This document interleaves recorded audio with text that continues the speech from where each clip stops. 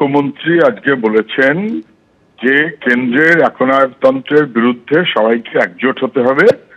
কে ডান কে বাম আমার দেখার দরকার নেই। বামেরা তো নাকি অপ্রাসঙ্গিক, শূন্য। উনি তো বলেই এসেছিলেন যে লাল ঝান্ডা যেন কোথাও দেখা না যায়। তো হঠাৎ আবার বামের কথা মনে পড়ছে কেন আমি জানি না। বাম বড় প্রাসঙ্গিক, এটা উনি বুঝতে পারছেন।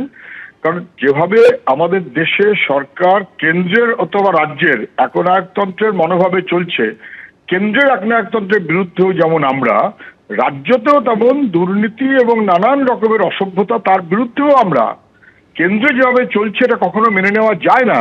কিন্তু মুখ্যমন্ত্রী বারে বারে তার বাহিনীকে কেন্দ্রের কাছে পাঠিয়ে অথবা বিজেপিতে পাঠিয়ে কেন সাহায্য করেছেন আমি বলতে পারবো না।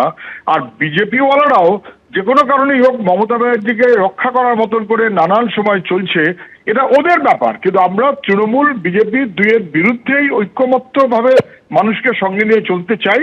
কেন্দ্রের একনায়কত্বের বিরুদ্ধে যেমন, তেমন রাজ্যের দুর্নীতি এবং অসভ্যতা তার বিরুদ্ধে মানুষকে রক্ষা করার লড়াইতেই আমরা আছি। আমি শুধু জ্যোতিবাবুর কথাটা মনে করিয়ে দিই, ওনার তিনটে কথা। এক, বিজেপি অসভ্য বর্বরের দল, উনি কোনোদিন বলতে পারেননি, জ্যোতিবাবু বলেছিলেন। দুই, মমতার সবচেয়ে বড় অপরাধ ও খাল কেটে কুমির আনার মতন করে বিজেপিকে পশ্চিমবাংলায় নিয়ে এসেছে। উনি বুঝতে পারবেন না সারা জীবনে যে বাংলার কি সর্বনাশটা মমতা ব্যানার্জি করেছেন বিজেপিকে সঙ্গে এনে। আর তিন বলেছিলেন, ইতিহাস মানুষই রচনা করে, মানুষ ইতিহাস রচনা করবে বিজেপি, তৃণমূল এবং এই কেন্দ্র রাজ্য অসভ্যতা এবং একনায়কতন্ত্র তার বিরুদ্ধে মানুষকে ঐক্যবদ্ধ করে। ওরা মন্দির মসজিদের রাজনীতি করতে চায়, আর আমরা রাজনীতিকে মানুষের ঘরে, মানুষের দাওয়ায়, মানুষের দাবিতে, শিক্ষা, কাজ, অধিকারের প্রশ্নে, জীবন জীবিকার প্রশ্নে নিয়ে আসতে চাই। প্রথম কথা, মুখ্যমন্ত্রী উত্তরবঙ্গে এসছেন, আলিপুরদুয়ারে এসছেন। আপনার প্রশ্নের উত্তর দেওয়ার আগে আমি মুখ্যমন্ত্রীকে আপনাদের মাধ্যমে জানাতে চাই, গতকাল একজন স্কুল ছাত্রী আত্মহত্যা করেছে। আমির আলী নামে এক ব্যক্তি অভিযুক্ত। আমি এই মুহূর্তে শিলিগুড়ির রাস্তায় ধর্ণা অবস্থানে বসেছি।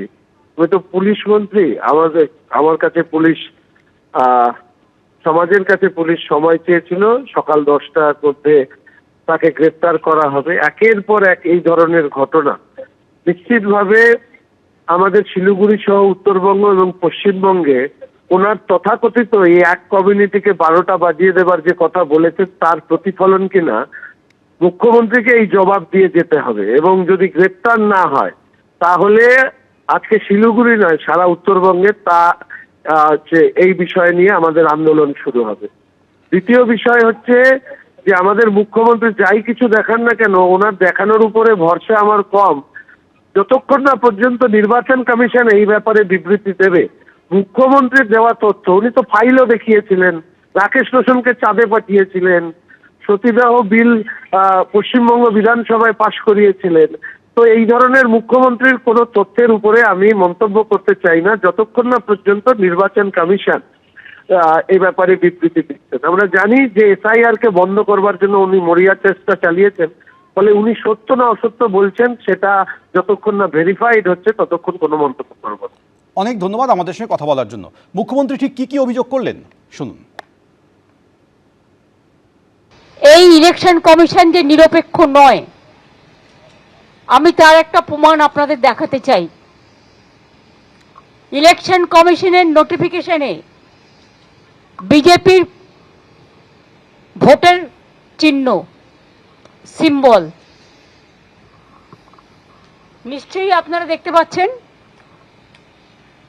এই দেখুন বিজেপির সিম্বল।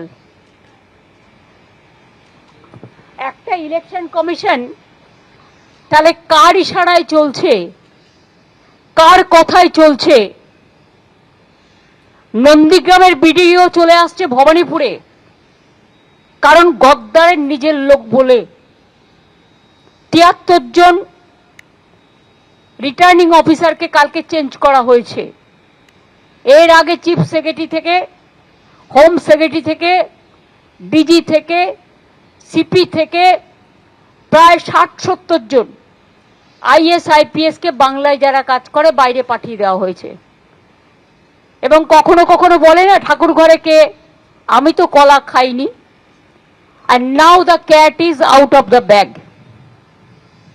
ইলেকশন কমিশনের নোটিফিকেশনে বিজেপির চিহ্ন, তো ব্যাকডোর থেকে খেলছেন কেন? সামনাসামনি খেলুন, সবাই তো বুঝতে পারছে। বিজেপিকে নিশানা করে মমতা বন্দ্যোপাধ্যায় একথাও বলেন যে কেন্দ্রের একনায়কতন্ত্রের বিরুদ্ধে সবাই জোট বাঁধুন, গণতন্ত্রকে বাঁচাতে চক্রান্তের বিরুদ্ধে লড়তে সবাইকে একজোট হতে হবে। কে ডান কে বাম আমার দেখার দরকার নেই, মানুষের জন্য সবাই একজোট হন, এই আহ্বান করেছেন মুখ্যমন্ত্রী মমতা বন্দ্যোপাধ্যায়। এবিপি আনন্দ, এগিয়ে থাকে, এগিয়ে রাখে।